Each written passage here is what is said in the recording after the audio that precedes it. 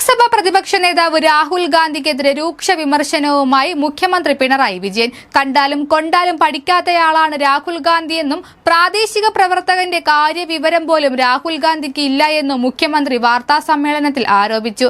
CPM BJP deal ആരോപണങ്ങൾക്ക് മറുപടി നൽകവെയാണ് മുഖ്യമന്ത്രി ഇക്കാര്യം വ്യക്തമാക്കിയത്.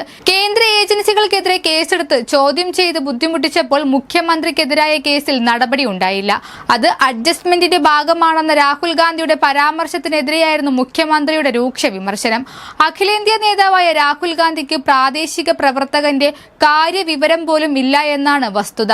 ഒരു കാര്യവും നേരെ ചൊവ്വെ മനസ്സിലാക്കില്ല. കണ്ടാലും കൊണ്ടാലും രാഹുൽ ഗാന്ധി പഠിക്കില്ല. ഇതൊന്നും രാഷ്ട്രീയ നേതാവിന് ചേർന്ന ഗുണമല്ല. കോൺഗ്രസുകാർ സർവ്വധാരണീയനായി കാണുന്ന നേതാവിന് ഇത്രമാത്രം അധപ്പതനം എങ്ങനെയാണ് ഉണ്ടായതെന്ന് മനസ്സിലാകുന്നില്ല. രാഹുൽ ഗാന്ധിയും കോൺഗ്രസും BJPയും ടീമായിട്ടാണ് പ്രവർത്തിക്കുന്നത്. അതിനുതകുന്ന സമീപനമാണ് രാഹുൽ ഗാന്ധി എല്ലായിടത്തും സ്വീകരിക്കുന്നതെന്നും മുഖ്യമന്ത്രി പിണറായി വിജയൻ ആരോപിച്ചു.